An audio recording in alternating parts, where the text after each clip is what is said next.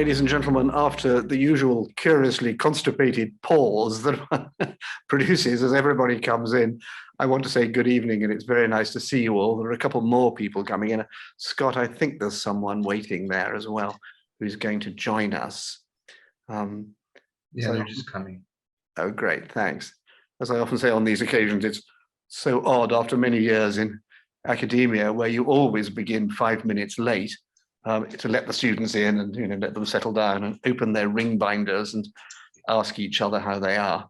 But in these Zoom talks, we appear to be fantastically efficient and right on time, which is I actually prefer myself. Well, there's still an Alan waiting to come in. Oh, Scott, why don't you let that chap in? I think he's stuck in limbo. Stuck in limbo, right? Well, I'm not quite sure. We have various people with psychic powers at the Arthur Conan Doyle Center who could possibly help, but I don't have they're not immediately here. So let's hope he can manage. Anyway, that is now 7:31 and a proper good evening, ladies and gentlemen. And this is absolutely great. I'm so pleased to see all the people who are here, some old friends, some new friends, and some new people. That's great.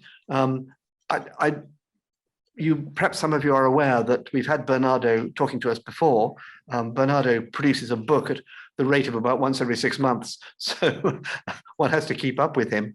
And one of the extraordinary things about him is that he is highly consistent in his approach to the what seems to me to be the major topic, certainly of the Arthur Conan Doyle Center, but I think in the intellectual world, scientific and philosophic of today.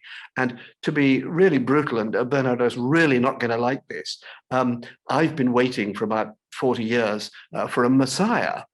And this messiah I thought was going to be, the scientist who sees the point of some alternative to scientific materialism, physicalism, some scientist who, as it were, cross the boundary. Actually, we've had quite a lot of scientists. I mean, we've had Bernard Carr and many others, and Ian McGilchrist, who is on this call. These are men of science who have opened their minds in other less material directions.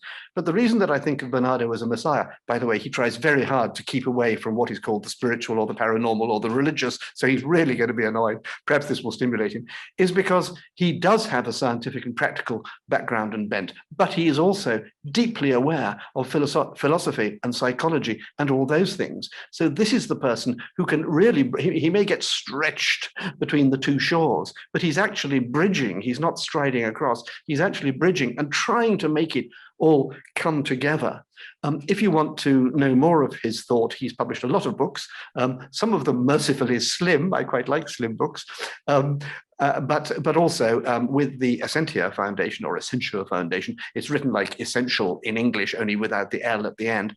You can find the Essentia Foundation online, and they have Google lectures and things on it, and prime among them, they've got a lot of very good people. Prime among them is Bernardo's course on analytic idealism, which is the topic of tonight's talk, and he explains it very clearly over 6 lectures. They are absolutely terrific and absolutely coherent in my view, and I think that's quite remarkable. Anyway, that's enough of me. Bernardo, officially I'm interviewing you. I'm rather inclined to ask the question, so what do you think? But I think I ought to be a bit more specific than that. I have read your book on Schopenhauer. I've read your book on Jung. And of course, you have read a lot of other philosophers and scientists and similar people. What is it? I mean, are you actually trying to do the thing which I've just said? Are you trying to bring together in a sort of Gesamte Kunstwerk, as Wagner called it, only intellectual, whereby you kind of cover the bases so the psychologists are happy and the neuroimaging people are happy and the philosophers are happy and everybody else? Is this your ambition? I'm definitely not trying to find some political consensus that accommodates everybody's wishes and somehow, makes everybody happy. That's not my business. That's not at all what I'm trying to do. I feel a overwhelming commitment to what is true, whatever is the truth. That's the one thing I'm interested in. And if in the process of arguing for what I believe is the truth, or at least what I believe is closer to truth than where we are now. If in the process of arguing for that, I step on the toes of a lot of people, then so be it. I'm really not trying to accommodate people's agendas and give one fish to everybody so everybody then can hold hands and sing the kumbaya. That's not what I'm trying to do at all. I know you used the word Messiah with the best intent possible, but just for the record, I reject that characterization in the strongest possible terms. But I did think you might. Yeah, I don't see myself doing that either. We tend to, I mean, we are so far away from reason and evidence. We've become so disconnected from the simplicity of what probably is the truth that we've turned the game into something that seems a lot more sophisticated than it actually is. I think the reality of the situation when it comes to the fundamentals is not complex. It's not difficult. It doesn't require a genius. It doesn't require a Nobel Prize winner. It's right under our nose. But, and that is precisely the problem. We are so addicted to abstraction and complexity. Culturally, we've come to associate truth with complexity now for so long that we refuse to see the simplicity of the answers, the foundational answers. Of course, beyond the foundation, there is a lot of complexity. A lot of complexity emerges in reality, in the world, as it evolves, as it does what it does. But when it comes to what things are, I think the answers are right under our noses. They're on the mirror. We witness nature giving us hints every day, whether we pay attention or not. Every time you're crying and you're feeling sad inside and you look in the mirror and you see your tears flowing down, that's nature telling you matter is the extrinsic appearance of inner experience. Matter, the tears running down your face, is what inner experience, your sadness, looks like when observed from the outside. And the same applies to all matter. Nature does not have arbitrary discontinuities enforced by some artificial conceptual system. So I think if you grasp how simple the answers seem to be, I think the whole discussion about integrating all the sciences and the philosophies and the conceptual systems and even the Messiah bit, all of that sort of dissolves into the mundane simplicity of truth, where we live at all times, whether we see it or not. So I regard what I do as a crazy guy saying the obvious, and somehow it doesn't seem to be clear for a lot of people. And I am confused by it because it definitely doesn't take geniuses to see it. Well, do you think it would be fair to say that your first approach is always empirical rather than theoretical? That is, you're looking at facts, looking at what's there, rather than, as it were, dancing on the head of a pin, trying to work out exactly where you are. Yeah, I think the division between empiricism and reasoning, which it's an Enlightenment project thing, Hume and Locke and all those guys, and Berkeley, the first empiricist, that distinction is arbitrary. I don't see them as polar opposites at all. I see them as two facets of one way to approach reality. And if I would give priority, that priority would be merely temporal, in the sense that empirical observation comes first before you can theorize, because when you theorize about something. You don't create theories out of nowhere. Those theories first arise from some form of observation. So from that perspective, empiricism comes first, but an explanation is a model of what you observe. And to create that model, in other words, to provide an explanation, you need reason immediately after empirical observation. So I think they go hand in hand. Yes. And I mean, to use another E word, which you like, I mean, there's a priority, I think, for you for empiricism, perhaps even something like common sense, or for evidence. That's another E word. But perhaps the biggest E word in your various books has been the word experience and experiencer. The idea that we talk a lot about consciousness, but I find that we run around in circles with consciousness and awareness and flavors of consciousness and the unconscious and all this. But at the end of the day, there is something simple there too, isn't there? I mean, there is just whether you're the light switched on or the light switched off, whether you are conscious or not, and whether you're experiencing or not. We sort of assume that a log doesn't have much, dead piece of wood doesn't have much experience, but we assume that we and animals and perhaps trees are of constantly experiencing, and that is actually where we always are, living in experience. The absence of experience is a theoretical abstraction. When you say, I slept for 8 hours last night and I didn't dream at all, I didn't have any experience, that's a theoretical abstraction, because for all you know, you could have had intense experiences all night and simply not remember it. So we confuse the absence of memory of experience with the actual absence of experience. And science is helping us, because science is now showing that during sleep, even if we are not dreaming, we are having other modalities of experience. We are having dream thinking. We are having experiences that lack a personal subject, subject-less experience, as they call it. It's an inaccurate term, but that's how they call it. So experience, look, experience is all we have. Everything else is a theoretical abstraction that arises within experience and as an experience.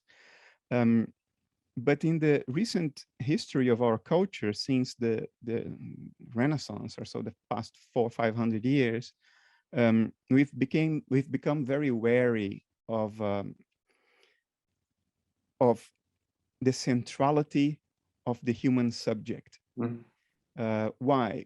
Because, you know, our astronomy has evolved from a system in which the Earth was the center of the universe and God was in the sky, to a system in which the Earth is just a rock going around, not particularly exciting star on a corner of an unremarkable galaxy, part of one of countless galaxy clusters. So we've lost that geographical privilege of the centrality of human experience. And that came as a result of abstracting away from our personal experience and into a universe beyond our personal experience. And that was very well, that was very good, that served brilliant purposes. But as we tend to do it, it gathered so much momentum that it went completely out of hand, because now we are not only abstracting from human experience, we are trying to abstract from experience as an ontological category. And we are saying there is something that isn't experience at all. Not only not my experience, not only not your experience, but anybody's experience. It's not anybody's experience. It's not the experience of anything, of any subject, personal, individual, or not. It's not transpersonal experience. It's something that is non-experiential, and we call it matter. That's a supreme theoretical abstraction that requires quite a bit of conceptual acrobatics, but it has gathered tremendous cultural momentum, and it's very difficult for people to see through that now and understand that this is just a theoretical fiction that would be positive. It helped us, if it helped us make sense of things, but it doesn't. It creates instead unsurmountable problems, like the hard problem of consciousness. It leads to internal contradictions. But we are so married to that story that instead of seeing the concept of matter as something fundamentally non-experiential, instead of seeing through it as a theoretical move that didn't work and led to internal contradictions, and therefore we need to backtrack and try something else, instead of admitting that, we call it a problem. And we promise ourselves that one day we will solve it. Yeah, good luck, pull a chair to wait. Don't wait standing. So, I mean, you do actually say, you're very bold in your writing, and you say things that sort of make one swallow quite hard. I mean, one of them you've touched on just there, which is that materialism is a metaphysic and is an abstraction. Now, I presume that a strong scientific materialist would want to say, no, it's not metaphysics, and no, it's not an abstraction. I mean, look, it's out there. And I know you have some answers to that. That's we call it naive realism. Yeah.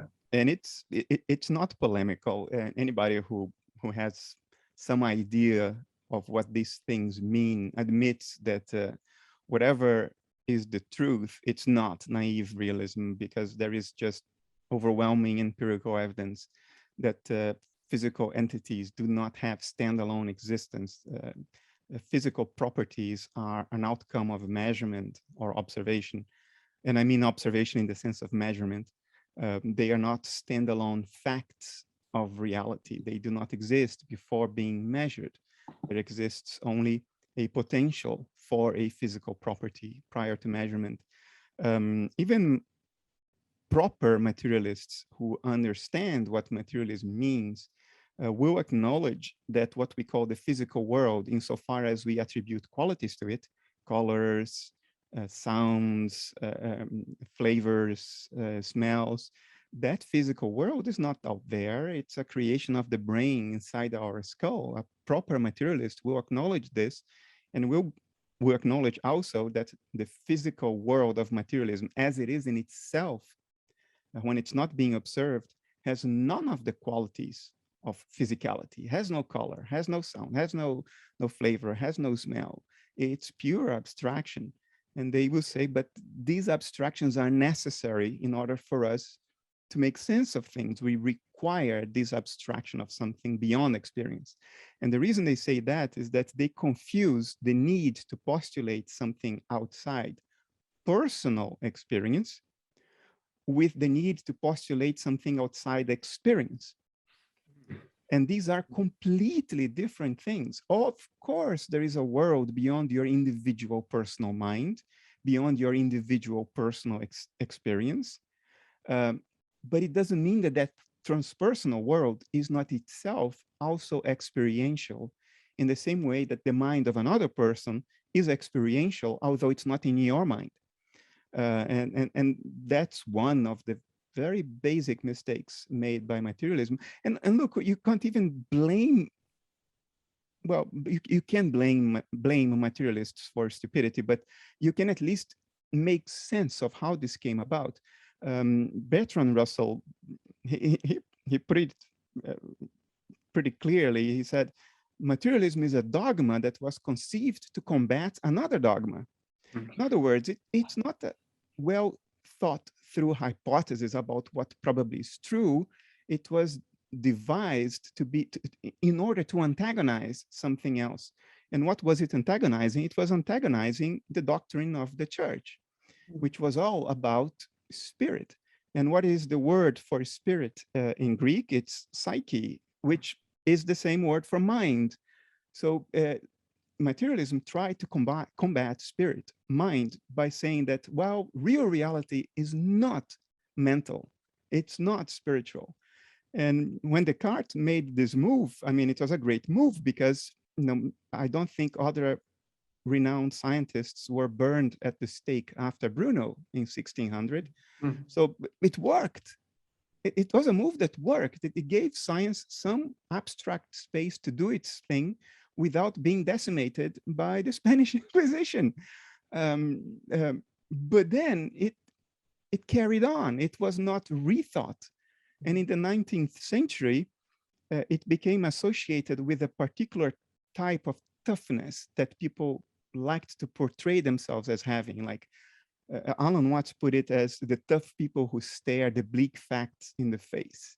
And the bleak facts of materialism are its inevitable and intrinsic nihilism, the idea that it completely eliminates meaning from life. There is no meaning. It's all a dance of atoms that don't even have qualitative properties. All qualities, everything that could possibly matter to any one of us, is just a side effect of brain activity that's destined to be extinguished into oblivion within 100 years. I mean, these are very bleak facts, and psychologically, these people provide themselves a lot of self-validation by saying, I am a tough guy who stares the bleak facts in the face, and you are a wishful thinker, a gullible person. I'm superior to you because I stare the bleak facts in the face. So, and that is the psychology of the entire movement of neo-skepticism, which has nothing to do with skepticism, or very little to do with proper skepticism, because it doesn't apply to itself, to its own positions, as skepticism should. So anyway, I spoke too much. I'll stop.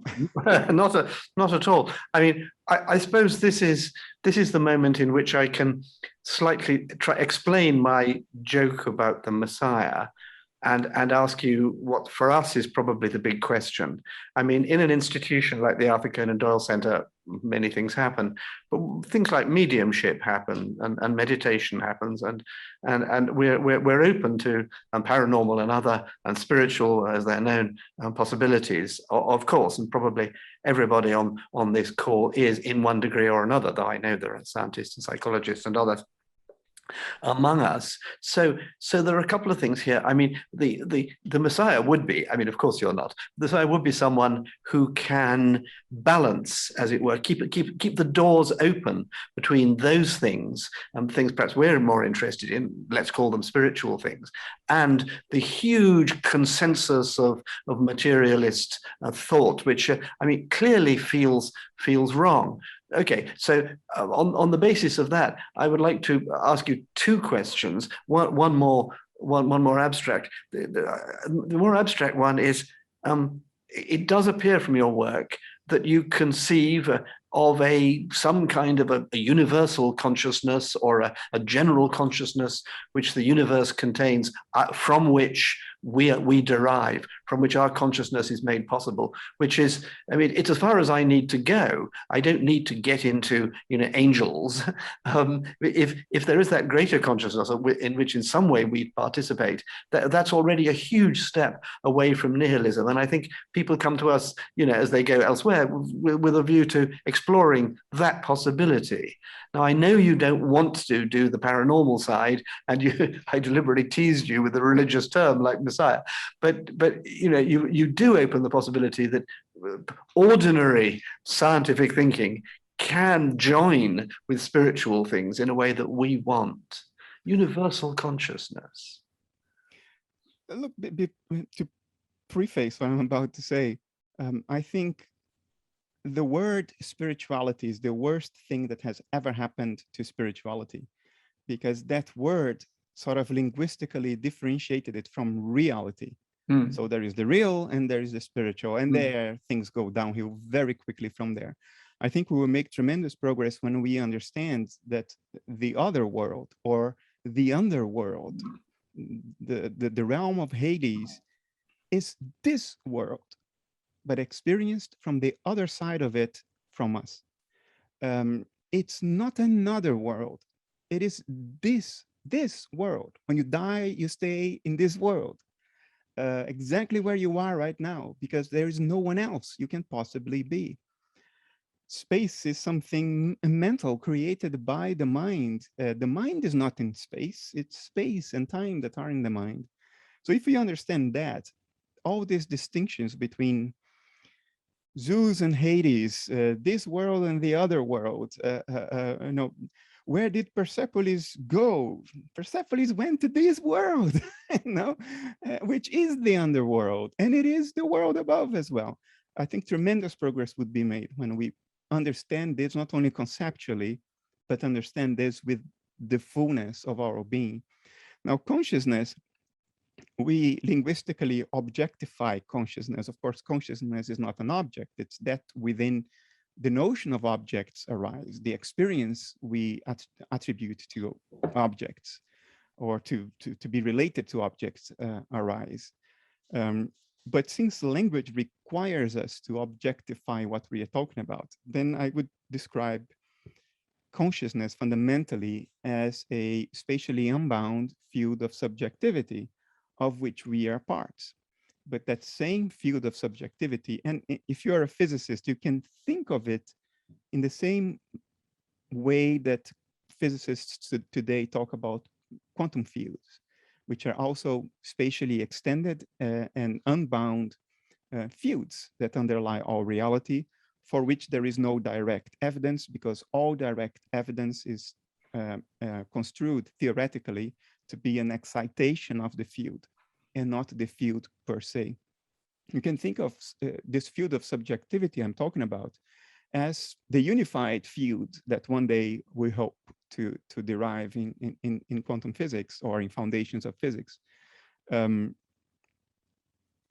of course, that eliminates the possibility for the absence of meaning, both in figurative and in literal senses, because you see, the problem of meaning related to materialism is that the material world is seen or interpreted as the thing in itself. It is all there is to it. It's not pointing at something else. It's not the appearance of something else. It is not a coded representation of a deeper layer of reality that underlies the physical, and by virtue of which the physical exists as the image of that underlying layer of reality. All of this is out. Reality loses that dimension of depth and semantic meaning, because now the physical world is its own meaning. In other words, it has no meaning. It's the thing in itself. But if you understand physicality as the image of a deeper layer of reality, as what a deeper layer of reality looks like when observed from a certain perspective, namely our dissociated perspective, if you understand the physical world this way, then that extra dimension of depth and meaning is back. Because now the physical world is not the world as it is in itself. It's not all there is to it. It's not the end of the story. It's a representation of something else. It's like a book that you need to read, interpret, and understand, and make inferences about what it's pointing to. The physical world points to something beyond itself. And that's a tremendous step. It opens the door for a metaphysical foundation for Viktor Frankl's will to meaning, which is perhaps the biggest point of criticism against Viktor Frankl in the 20th century, was that, well, it's psychologically very nice, and may even be psychologically true in the sense that it is experienced, meaning is experienced, but it has no metaphysical foundation. So ultimately, it's an illusion. Well, that argument is off the table now. Viktor Frankl now, his will to meaning has a metaphysical foundation, an almost literal one. I don't like the word literal, but it gets as close to literal as I would dare to go. But that doesn't mean that this spatially extended field of subjectivity has a plan for each one of us, or has thought things through and is using us deliberately as some kind of tools towards a transcendent, but a transcendent purpose that is understood by this extended field of subjectivity. And I'm not saying any of these things. In other words, I don't think that to talk about an extended field of subjectivity denies naturalism, denies the idea that nature does what it does spontaneously and not as a result of reflection, because it surely looks like evolution has taken 3.5 billion years at great expense of energy, great expense of pain and suffering to develop this thing we call reflection. It doesn't seem to be there from the beginning at the foundational level of nature. So I wouldn't go as far as saying that this extended field of subjectivity or mind at large reflects and has a deliberate plan. I don't think that's how it works. Okay, that is quite revolutionary, and it's a step towards a more spiritual or religious view. By the way, I always feel slightly embarrassed by the word spiritual, and we keep on finding words like anomalous or other things like I got a couple of other ones the other day. I can't even remember them, which I would prefer, but nothing has stuck, and so we carry on with that. You sound a little bit there like Rupert Sheldrake, who, of course, on this very series of talks, has said to us that he considers the paranormal to be normal. He considers that, the supernatural to be natural, that the various things which, people have tended to separate because they can't be accommodated by the materialist paradigm, therefore they must be in another spooky realm. He wants to say, which is completely obvious, and surely you would agree, he wants them to be in this realm and part of our experience, and thus part of, an expanded scientific view, rather than kept out into a different magic zone. So that's my first question. Do you agree with Rupert Sheldrake?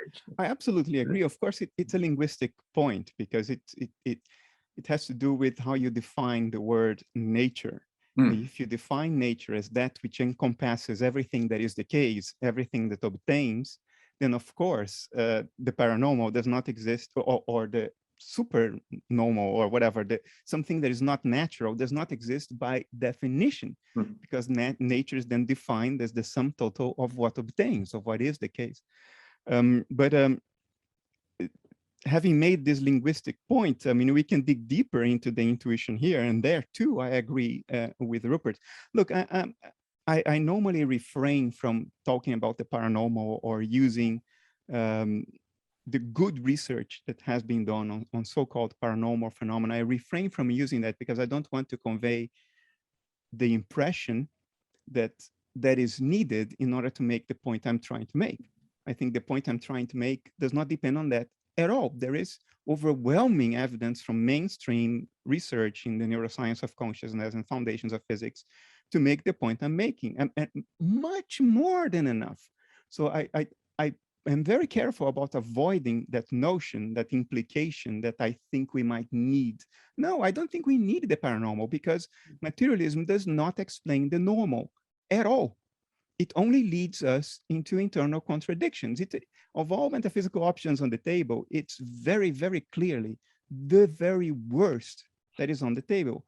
And this is not a recent realization. Denis Diderot of the La Encyclopédie fame, he is on record saying materialism is incomplete, but we have to use it against the church. I mean, could it be more dogmatic and subjective and tendentious than this? But okay, so that's the reason I don't talk about the paranormal, but I will go out on a limb since you guys are interested in this, and I don't mind admitting what I'm about to admit. And I think Rupert makes this point very well. A lot of what is called paranormal is not only normal, it's banal. It's happening all the bloody time. How blind can you be by your own conceptual categories and theoretical predispositions not to see that the sense of being stared at is everywhere? It's happening all the bloody time. Not to see that telepathy happens in situations of high emotional charge and stress, that precognitive dreams do happen. I mean, you have to be very blunt, very thick to not, or at least very theoretically biased to the point that your vision becomes compromised by what you accept to be possible or not to see that these so-called low-level paranormal phenomena are banal, are abundant, and it's extraordinary that this is denied. It's akin to the legend, which is not a true story, but the legend of the bishops that refused to look through Galileo's telescope.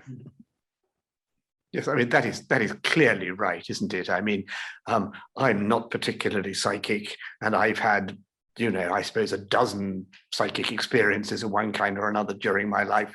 And I always say, if you get 4 people in a room and bring up this topic, at least one of them will be absolutely convinced of some story something they've experienced themselves, or some story which they've heard from a close friend or relative whom they believe. I mean, if it's 25%, I think would be a low bid for that. So, I mean, that's clearly the case. And I mean, I think we now have 20 million recorded near-death experience accounts, you know, which probably means among living people, there are 200 million. I mean, huge numbers. And you still often meet people, so strong is the materialist consensus, who just, you know, their first strategy is simply to deny that any of that exists. And the only difference between them and us is that they've never read the books or, you know, gone to the lectures or, you know, thought a bit about what their friends are telling them. So that's true. Of these things, that one of the key figures for you and for all of this is the, I think, quite hard to understand work of Jung, whom I know is very, very important to you. And I personally, having absorbed Freud when I was a teenager point, it's relatively easy, I think. I very much like compared to Jung. Yeah. Compared to Jung. So I turn to Jung, and I suppose the difficulty is just the topic we've just been talking about. I mean, he uses the same strategy as you, not to want to go too close to the paranormal or the religious, lest it spoil what is a perfectly good case already. But I never knew whether he thought that the unconscious existed as something, dare I say, objective or real but subjective, or whether the archetypes were really out there somewhere. Since reading your work, I feel a bit more confident in my understanding of Jung. I mean, do you want to say a little bit about that? How those things which have been hovering, as it were, literally underneath not only psychoanalysis, but the human psyche, you have somewhat resurrected them or revivified them in your idealism. I cannot take too much credit for this, because Jung himself was very explicit. It's not like he didn't dance around, didn't beat around the bush. There were times, particularly late in his life, in which he just not only said it, he wrote it, and it's abundantly unambiguous. The thing is, when somebody who has lived 86 years and begun to write in his early 30s, actually, if you consider his book on schizophrenia, he was still in his 20s. So he had 60 years of writing, and his collected works are 20 thick volumes, and that does not include his very thick autobiography. It's difficult for us to, or at least for the casual reader, to put in context how his thought evolved and how his preparedness to review his actual thought evolved as well. We tend to read a book that he wrote in his 30s as if that is Jung's positions. Oh, wait a moment, he lived 86 years. And early in his career, and he's very explicit about this as well, he says, I wanted to belong. I was in a world of materialist psychiatrists, and I wanted to belong. So I made concessions to that by not pronouncing the entirety of my thought. I was cautious. He already went out on a very big limb by being a defender of Freud in his early days, which at the time was akin to professional suicide. So he already did that. He was already willing to not compromise his honesty so much and hide the fact that Freud's book on dreams provided a theoretical underpinning for Jung's book on schizophrenia, his very first book. He was unwilling to hide that. So he was open to that. And that was tremendous professional risk. So he didn't want to take the next risk and to say materialism is baloney, which is what he said later on multiple times. So we have to read the later Jung as well, because the later Jung reveals unambiguously and explicitly what the early Jung was doing and why he was doing what he was doing. So Jung clearly thought of the archetypes as Platonic ideas that have an objective existence beyond the human mind. He thought that those archetypes govern the patterns and regularities of what we call the physical world, and that's the origin of the meaningful coincidences or the synchronicities that he wrote about. And he was not obscure about this. He was abundantly explicit in these statements, also in his correspondence with physicist, how can I forget? Wolfgang Pauli. He was very abundantly clear. His correspondence with Father White, he was abundantly clear. He calls the psyche anousia, which is an unambiguous Greek word meaning something that has standalone existence and is not reducible. So he chose the Greek word because it was the only language in which he could make the point in a completely unambiguous way. And of course, Father White, as a Catholic priest had education in Greek. So Father White would understand that. So it's there, it's on the record. Jung was absolutely not a materialist. He made fun of materialism. He, like Schopenhauer did, but Jung went further. He created more puns about materialism, and he was more visceral in his criticism of materialism. I mean, there are several passages in which he says, it is so bloody obvious that it's the psyche that creates its body and not the other way around. I mean, how much more clear could the man have been? So yeah, I'll leave it at this. Well, if you're talking puns, some of you may have noticed in the chat that Bob Stack has come up with the lovely line, fairy tales can come true, it can happen if you're young at heart. That's, I suppose, you know, the notion of synchronicity and fairy tales having some truth to them is something that we've held on to because of Jung, I think, rather than going down the materialist line of Freud. So, I mean, you're restoring. Perhaps that's not the right word. You seem to be restoring the dimension of depth, or to some degree, the dimension of meaning, if not purpose, to the universe. Well, I'm not restoring in the sense that it has never been lost. It's there. It Okay. has always been there. It's still there. Human ignorance has no power to remove it from existence, if you know what I mean. Yeah. We were talking before it started today about my origins and my Danish house, and the fact that my original Danish family, they were poor peasants from Denmark that emigrated for economic reasons. So I am like the ignorant peasant standing by the margin of the river and say, people, there is a river, can't you bloody see? You know what I mean? While the educated elite is lost in abstractions with their theories that the river doesn't exist, it's an illusion. And I am the peasant at the margin say, put your toe in there. And you will see that it's there. It makes you wet, you know, it's right there. Can't you see it?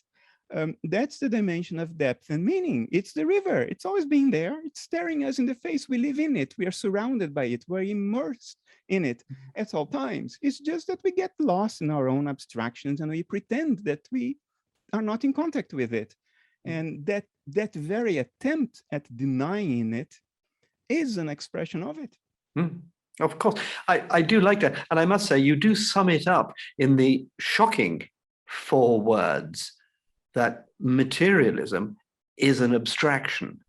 Now, but you're right. Why on earth should that shock me? Since any word ending ism is already an abstraction. So, but it's almost as if you're saying, well, matter is an abstraction.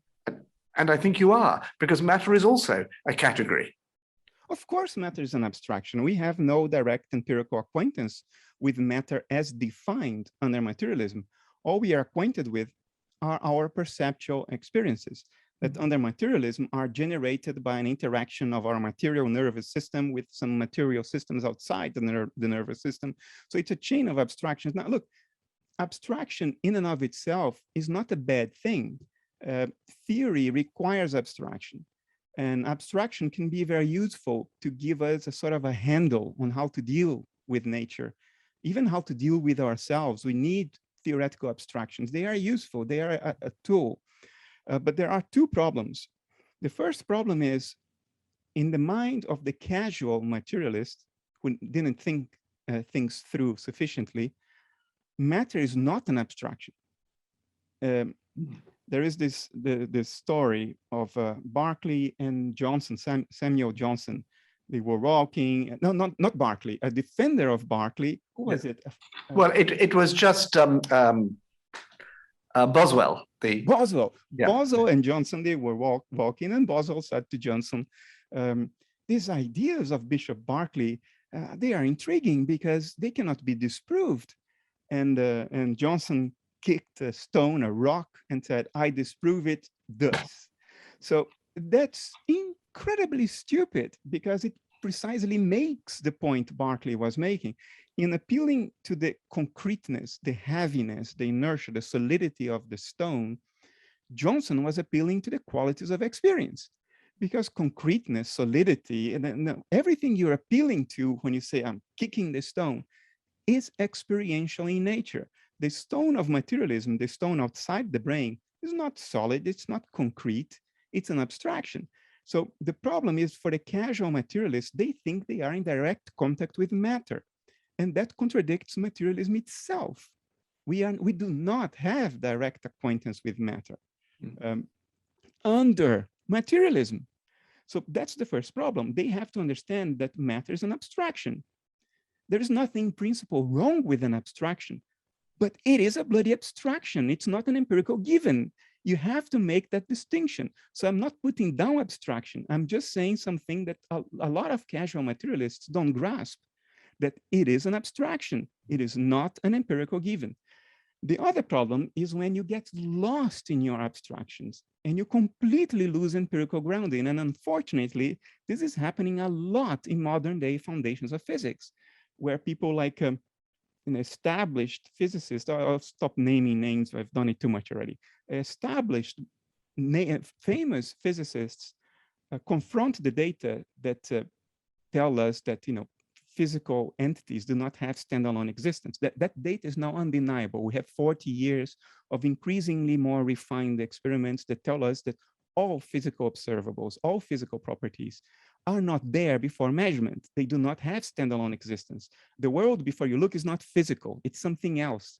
The physicality of it is an appearance that arises from observation.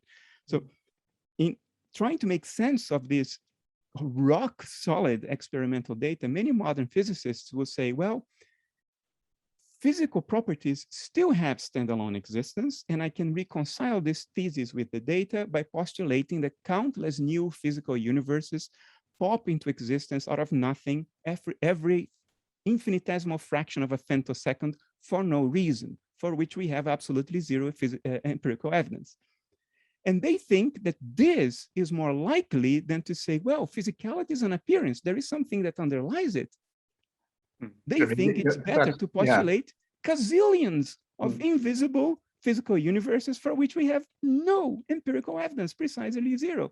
This is when you take abstraction beyond the scope of usefulness and you become drunk in abstraction. You lose all grounding. You lose your sense of plausibility, your sense of reality.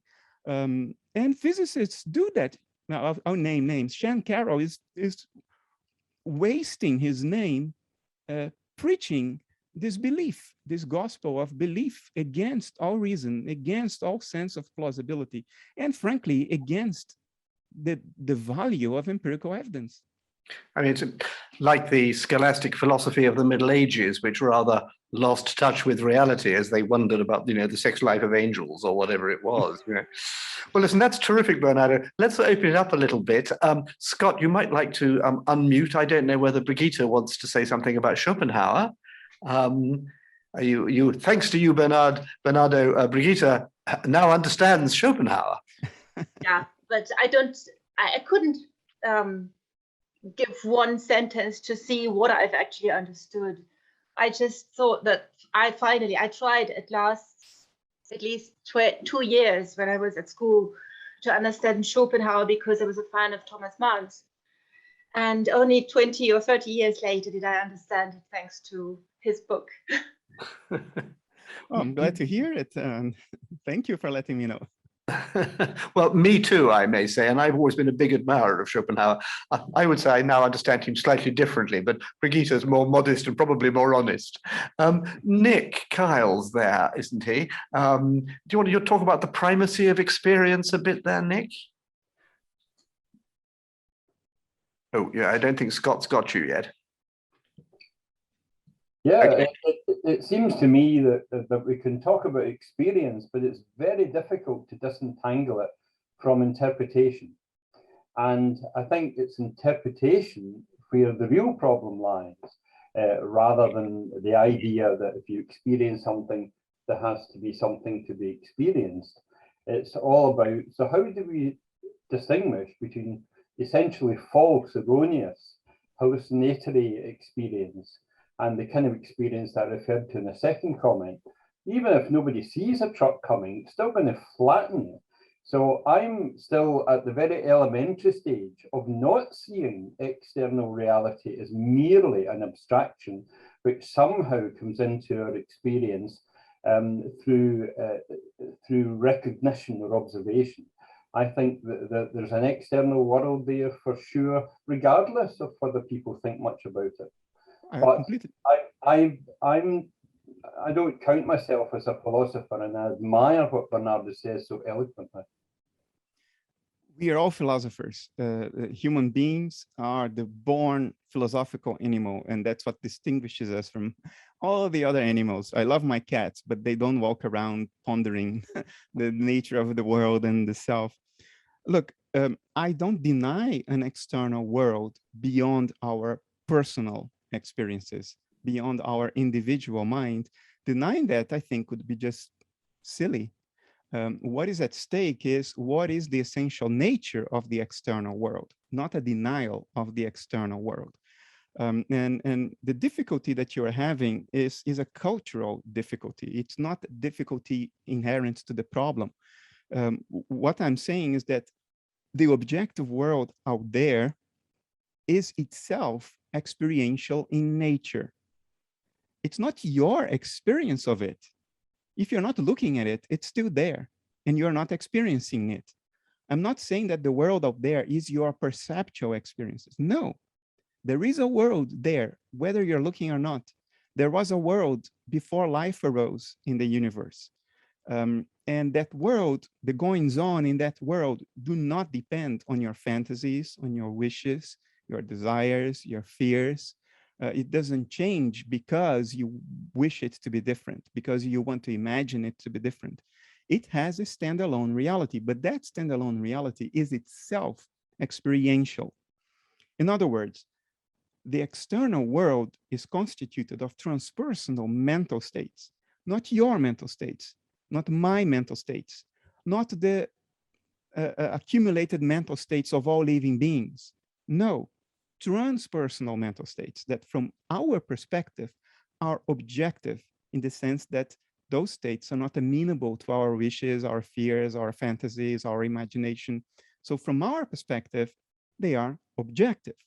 But from its own perspective, from the perspective of the inanimate universe as a whole, they are subjective because they are experienced by the inanimate universe in the same way that your thoughts, your emotions are experienced by you.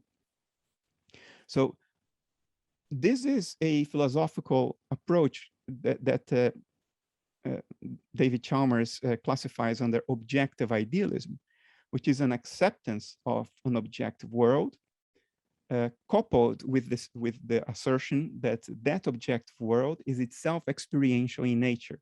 It is experienced by itself. And it may be experienced by you indirectly through perception, but it doesn't cease to exist because you are not experiencing it. It's still there, but it is nonetheless experiential in nature. Now, you can try to gain some intuition by it if you ask yourself, do you believe that I am having experiences right now?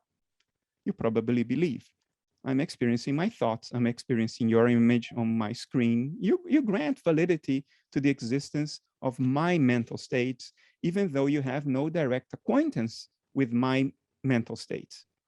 All you can see is how my mental states present themselves to you through the screen of perception. In other words, the little image, the little doll on your computer screen.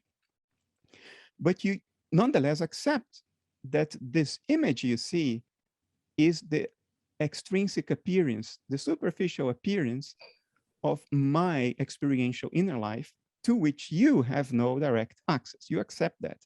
Now, my invitation to you is think of the inanimate universe as a whole in exactly the same terms. In the same way that you believe that I have experiential states that you cannot access directly, the inanimate universe is constituted of transpersonal mental states that you cannot access directly. But when you look at it, you see something in just the same way that when you look at me, you see something. My mental states are presenting themselves to you through what we call physicality, the image on your screen. In the same way, the transpersonal mental states that constitute the inanimate universe in and of itself present themselves to you in the form of moons, stars, star clusters, black holes, quasars, galaxies, volcanoes, rocky mountains, sand, water, Hail. This is what the transpersonal mental states that constitute the external objective world look like when you observe it, when you measure it. But if you're not observing it and you're not measuring it, those transpersonal mental states still exist. But they will not look like rain and galaxies and quasars unless somebody is observing, because rain and volcanoes and water and galaxies are appearances on the screen of perception of an observer. They are what those transpersonal mental states look like. They are images. And as images, they are not there if nobody's looking. But the thing that underlies the images, the states that appear as those images, those states, the thing in itself, they exist and they are experienced, not by you, not by me, but by this transpersonal field of subjectivity that I postulate underlies all nature. Thank you. This is the great moment to mention Schopenhauer again, because if you retranslate the title of his great book as the world as will and image, or will and representation or whatever, then you can see that the two things you're talking about, the physical world that Nick and the rest of us see around us as the representation or the image or the abstraction or whatever, then the thing which makes it all work, the thing that without which it wouldn't be there, is something like a will, which feels very like something subjective. I mean, I can't imagine a non-subjective will, something subjective behind the universe. It is subjective from its own point of view.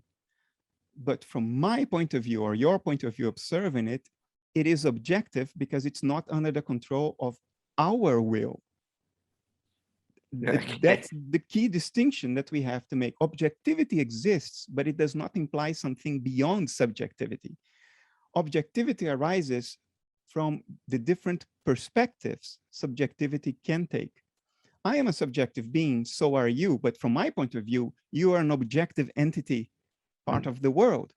And you're not going to disappear if I imagine that you're not there. So you are objective. But from your own point of view, you are a subjective being. Your body is just how your subjectivity presents itself to observation through your sensorium. And Schopenhauer, I mean, probably there has not been a philosopher in the entire history of philosophy who has been clearer than Schopenhauer, because he took 2 volumes of about 850 pages each with tiny little fonts and very thin pages to say the same thing over and over and over again in dozens of different ways in an attempt to eliminate any possible ambiguity. And the message is, what is in common to all the different metaphors I'm using, that's what I mean, all right? But what do the academics do instead? They read Schopenhauer, they see different metaphors, and they say, Schopenhauer is inconsistent.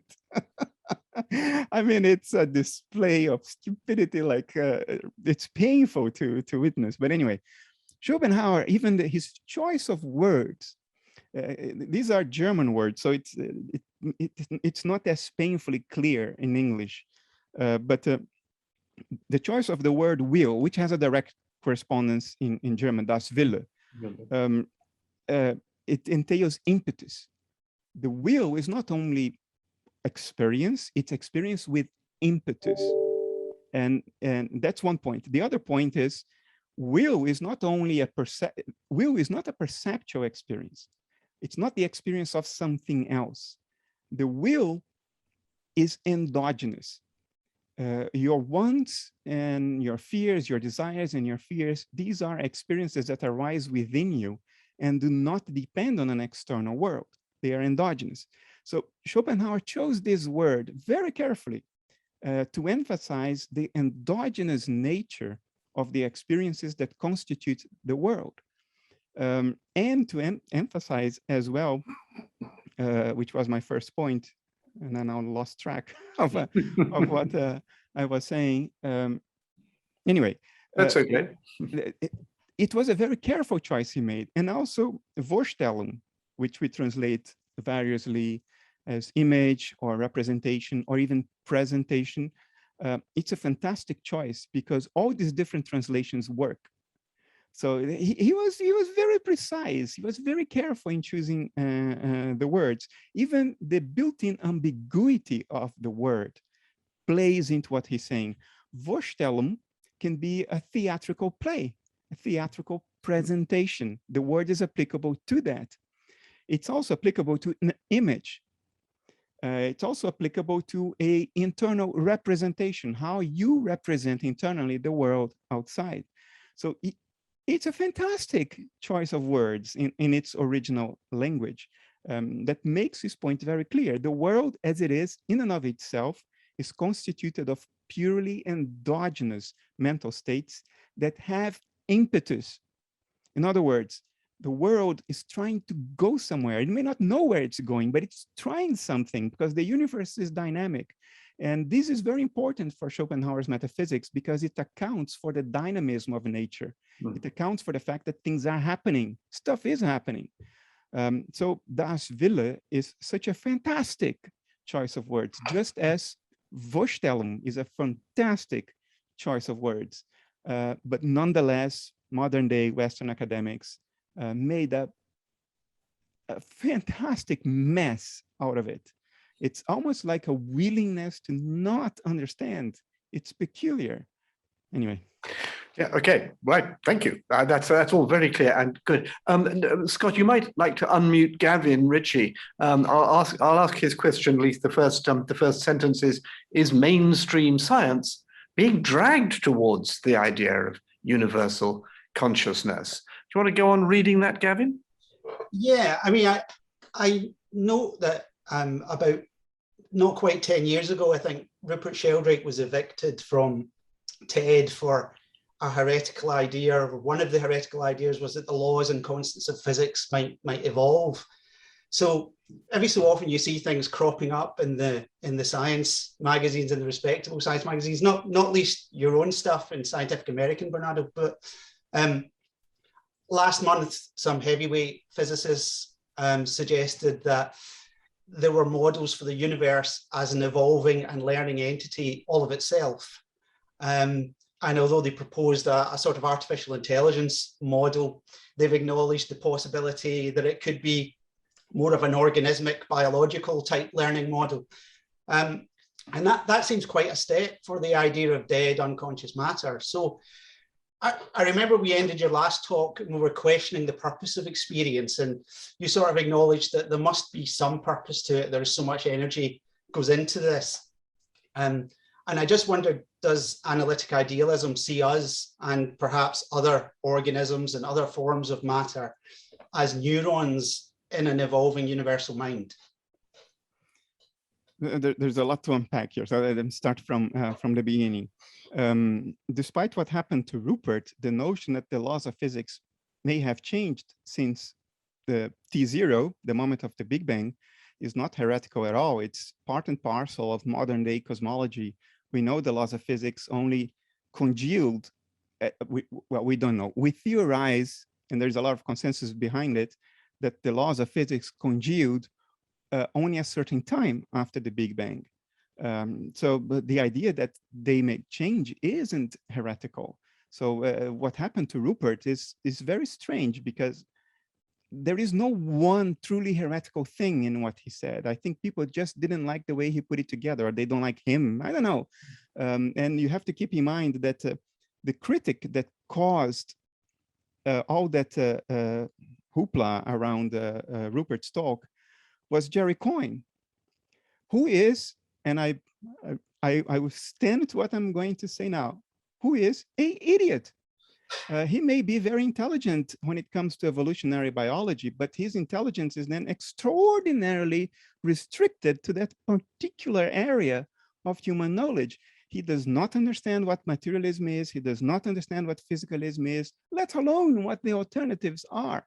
He systematically makes an idiot of himself in his blog. And the only thing he has that probably creates an audience is he's bad-mouthed, and some people seem to like that, which is okay. Yeah, but to be honest with you, it's a big confession now. I like him. I am entertained by him. I have this secret interest. Every now and then I go have a peek on what he has to say. I find him highly entertaining. But that criticism didn't come from any intelligent, reasonable, empirically grounded assessment of what Rupert said. It was just the hysterical screaming of somebody who likes to scream hysterically and who has some kind of a platform. And the scientific board of TED, whoever they are, latched onto that because it could tarnish their reputation, even though it had no basis in reason or empiricism whatsoever. And what they did to Rupert then, that was, it nears the criminal to invite someone to give a talk for your event for free and then drag that person's reputation through the mud implicitly by removing his talk as non-scientific. I made a commitment to myself back at that time that I would never again, I did give one TEDx talk. I would never again give another TEDx talk. So let me be on record. If I'm ever invited for TED, I would not accept to speak at TED because I don't think there is sufficient integrity to justify my participation there based on that one event at that time. Now, your other point, the universe is an evolving. Oh yeah. So you alluded probably to Stephen Alexander's latest book, The Fear of the Black Universe, which I recommend to all of you. Stephen, he is the chairman of the American Association of Black Physicists, but he has a lot of merit that is completely unrelated to the fact that he happens to be Black. And I particularly like him a lot. And I think he has an important message to share. I mean, there is one chapter in his book, I think it's called Cosmic Consciousness, is the title of his chapter. And I mean, he had guts to use the word cosmic because it's tarnished. I normally use the word universal. I use the word cosmic consciousness in a paper I published in the Journal of Consciousness Studies, but I did that tongue-in-cheek on purpose. Because a friend of mine, Deepak Chopra, gets so much crap because he uses these words. I thought I'm going to put that word in the Journal of Consciousness Studies, a sort of impeccable academic journal. But Stephen, he figured out that one possible way to model the laws of physics, which is a metaphorical way to say the behavior of the universe, one possible way to model the behavior of the universe is to regard it as a learning system, a system that is learning how to go about itself, how to behave, so to say. And this is not a trivial statement. There is something characteristic about learning as defined in computer science, how learning systems evolve and how they incorporate feedback, how they make delta adjustments to their weighing systems. There is a mathematical way that you can say this behaves like a learning system and that doesn't. So it's not a mere general statement that you can make about anything. No. It's a specific statement to say that the laws of nature, the patterns and regularities of the behavior of nature fit into the template of a learning system. This is very interesting. Is very, very interesting because it suggests, and then we go back to Rupert, it suggests that the laws of nature are not etched in stone, that the universe is going about learning how it's behaving. It's a form of what we technically call unsupervised learning. And there is decades of literature behind unsupervised learning. It's not something I just made up or Stephen just made up. There is a lot of literature behind it. I find that extraordinarily interesting because it comes together with completely unrelated evidence that not the behavior of the universe, but the structure of the universe resembles a neuronal network. And that's research done by Alberto Vazza and Franco Vazza and Alberto Felletti.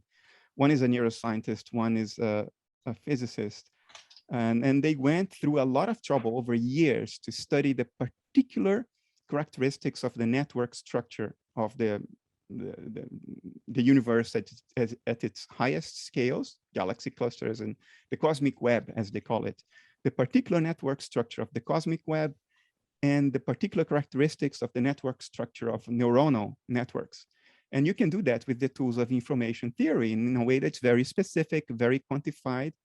And the result is astonishing. The similarities go way beyond what anyone would consider plausible. The universe not only seems to behave like a learning cognitive system, it seems to have the structure of a cognitive system for reasons that nobody can even begin to guess today. There's nothing in our understanding of physics that would require the universe to arrange itself just like a neural network. Why would it?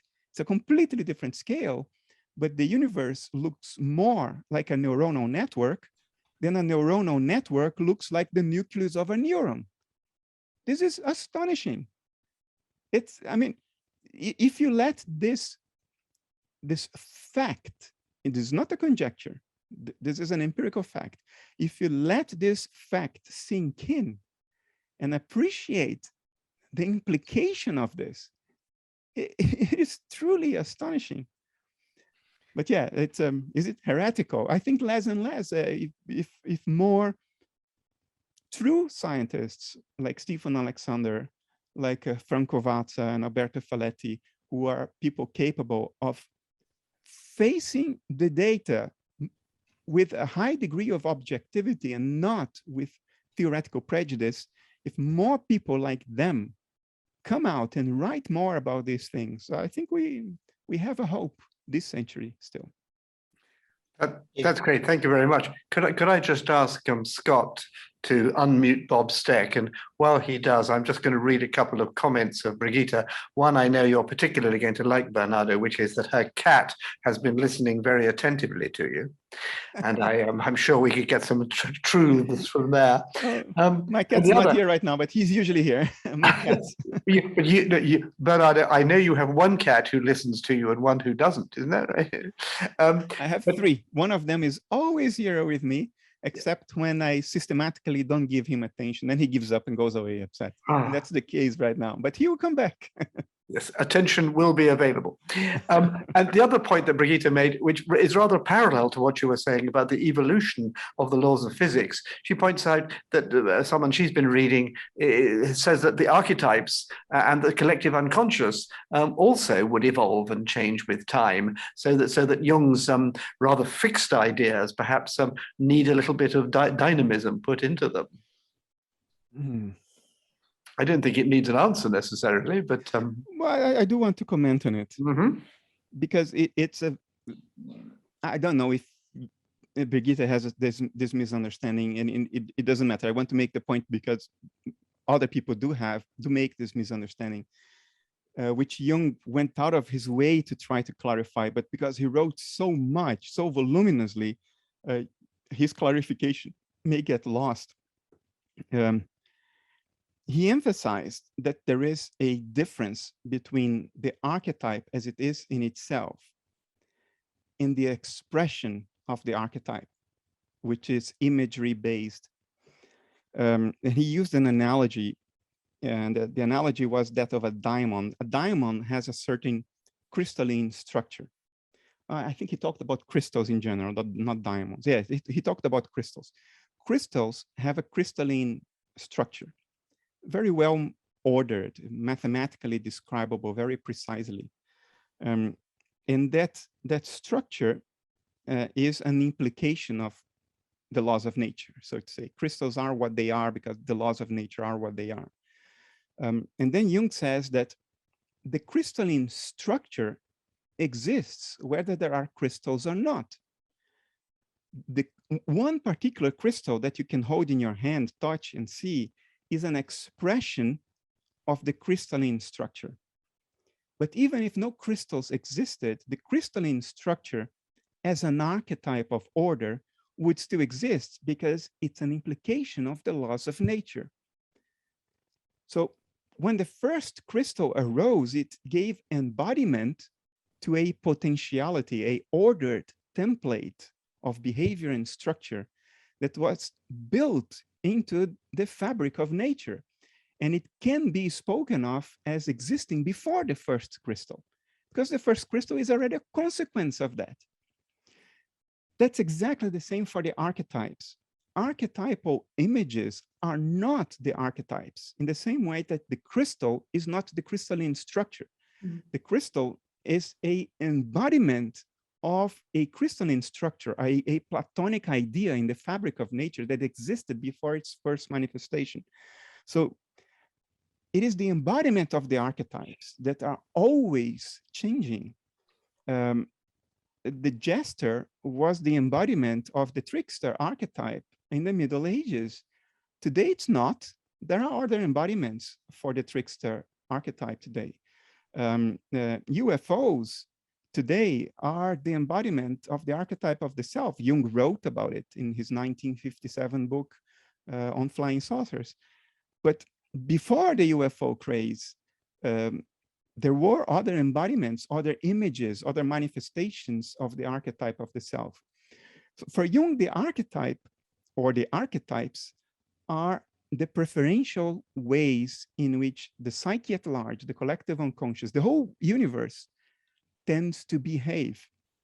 It's the equivalent of the laws of nature. The archetypes are the laws of the psyche, the templates of behavior and structure, the pre-existing templates according to which the universe unfolds and manifests. So if you understand the archetypes that way, they can never be dynamic because they are what they are, because the universe is what it is. And the universe will always be what it is. It cannot be anything else because it's the sum total of what is.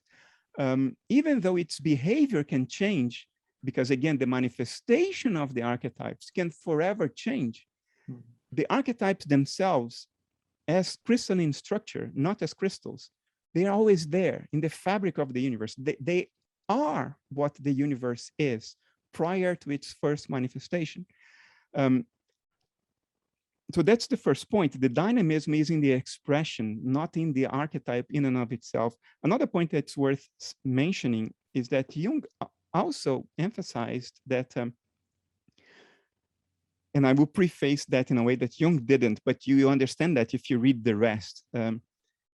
From our limited human perspective, there are infinite archetypes. In other words, there are more archetypes than we can possibly conceive of, because the universe is so tremendously large that from our perspective, it's infinite, and therefore its nature is more complex than what a monkey evolved on planet Earth that happened to evolve the ability to speak a language can possibly conceive. Why would the primate evolved on planet Earth evolve enough cognitive skills to wrap around its head everything salient about what the universe is? That's a preposterous hypothesis. So based on this thinking, Jung said, from our perspective, there are infinite archetypes. There are more archetypes than we can conceive of.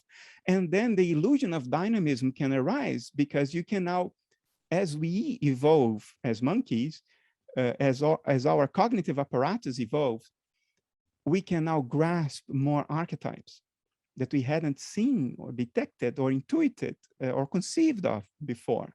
And everything will work as if the archetypes were changing. No, you're just seeing more of it. And that's a terrific answer. I have to say, I really like that. I hope Brigitte's satisfied. We must move on. Bob, would you like to ask your question, please? Yes, actually, I'm going to combine two questions that I had. I said, well, basically, Bernardo, so if you believe in the Big Bang, as you referenced, a bunch of undifferentiated cosmic goop, that started at a femtosecond and just has been exploding ever since. But I thought I understood you to say there was not a universal consciousness. Going on with the comment about the neuronal network and cosmic web, did the universe accidentally learn to learn? And did our own experience, our own consciousness, you would call that just an emergent property of the universe learning to learn? That is, as other people have said, we are the universe learning to observe itself? Okay, a lot to unwrap as well. I think universal consciousness has always existed. It's what there is. Everything else unfolds within it, including our theories about a singularity called the Big Bang. Notice that science makes no statement about the very moment of the Big Bang.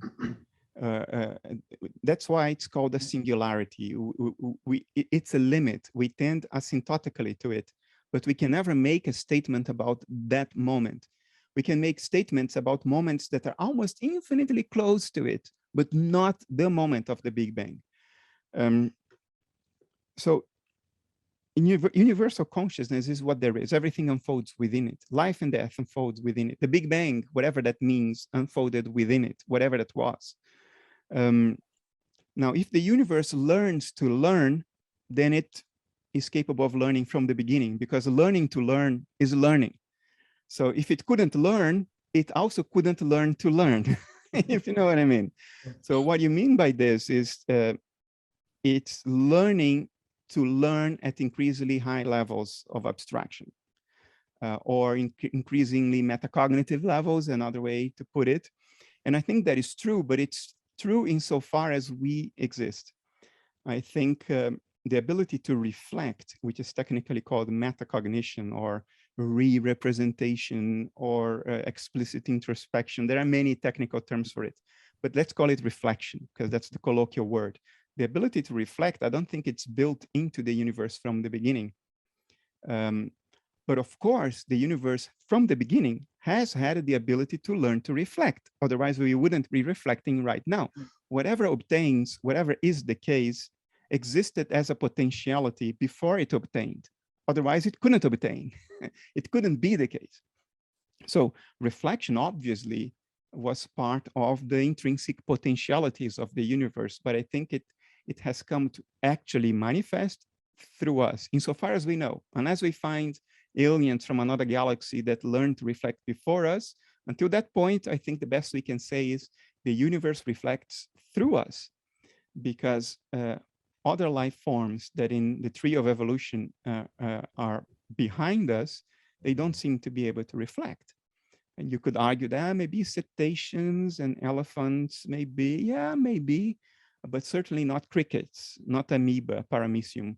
They don't go around reflecting about the big questions of existence. My cats don't go about their life reflecting about the big questions of existence. So it seemed to have taken some time and a lot of pain, a lot of energy to evolve this ability.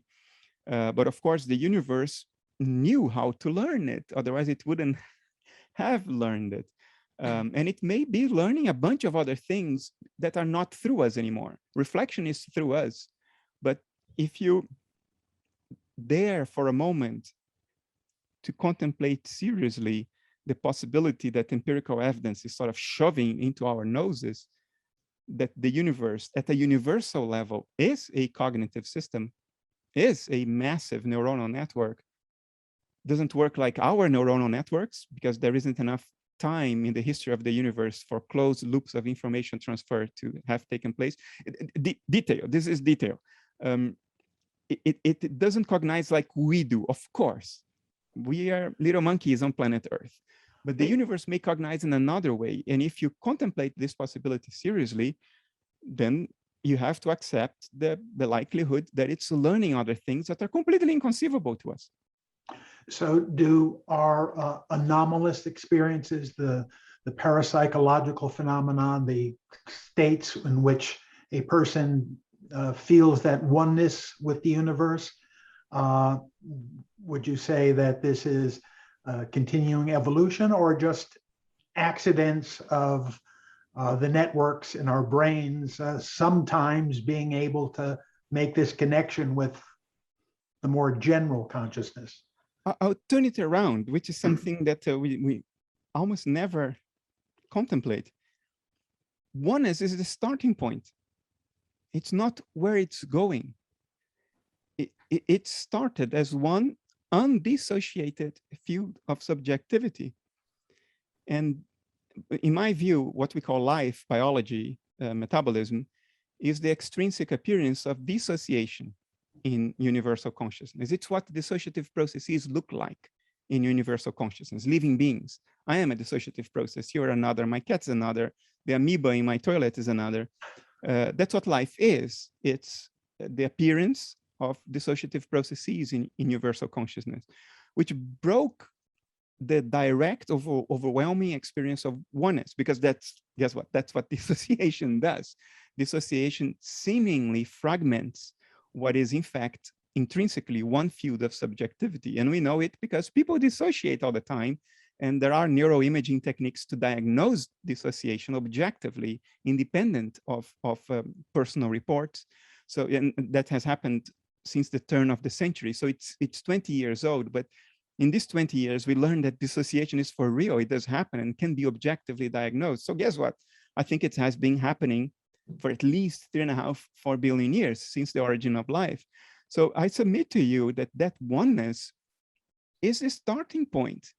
I think we sort of have the tendency to invert our value system by devaluing the fact that we are dissociated complexes of a cosmic psyche.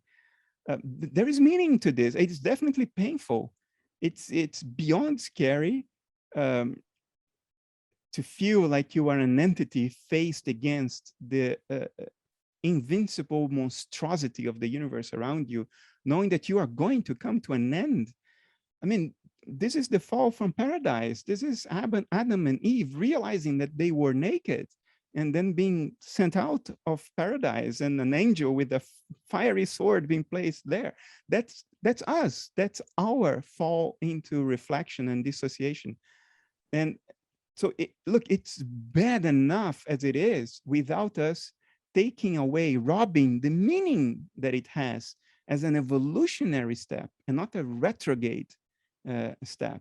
So I think it's bad enough that life is already so darn painful, frustrating, scary, and depressive often enough, without us saying that it's some kind of cosmic mistake, or that we will evolve towards a point of pure oneness in which life would then by definition disappear. I think the situation is painful enough. The best we can do is harvest what there is to harvest from it. If we go through the pain and still don't harvest what there is to harvest from it, then we are adding insult to injury. So, but then do you say that the experiences of people with, the near-death experiences, the sense of mediums who talk to individuated experiences, the notion of Teilhard de Chardin, that we are evolving towards this oneness.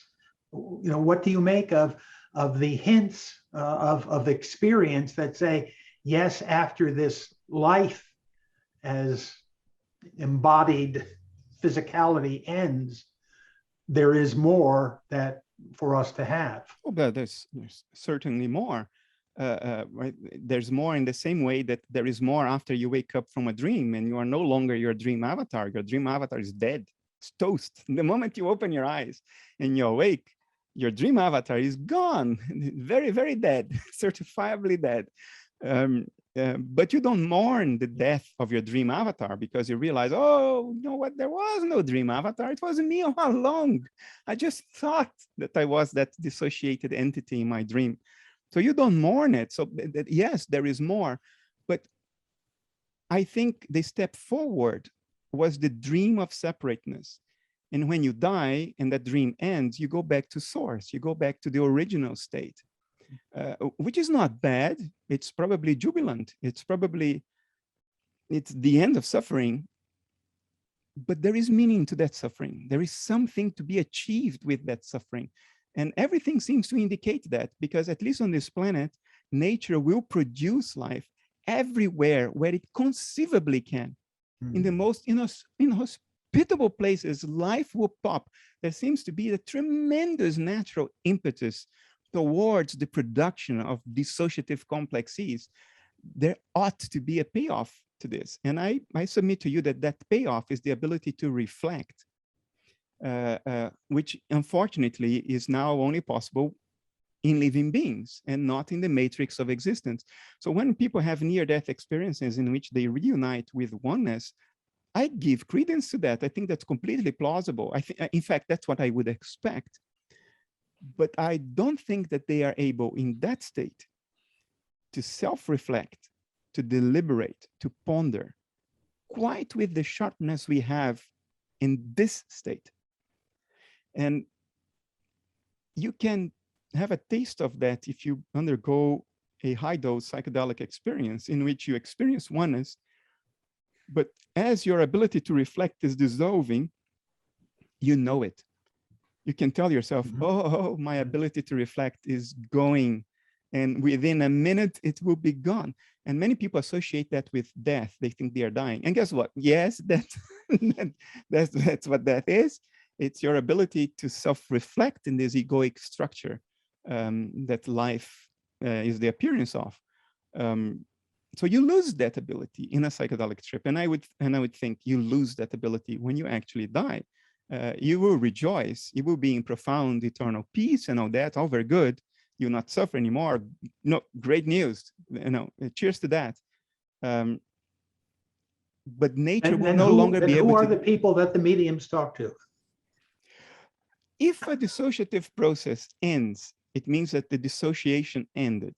So the dissociative boundary is dissolved.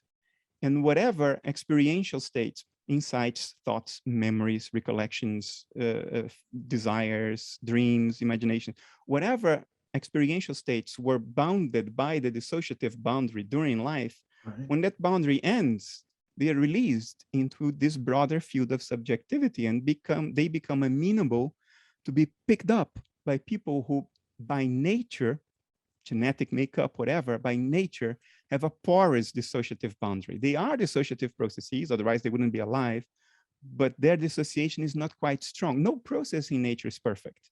And process. Sorry, Bernardo. I'm going to have to leave it there. I love the fact that we've reached this extraordinary point where through all his many researches and extraordinary thinking, Bernardo has opened the possibility for perhaps some form of peaceful existence after death.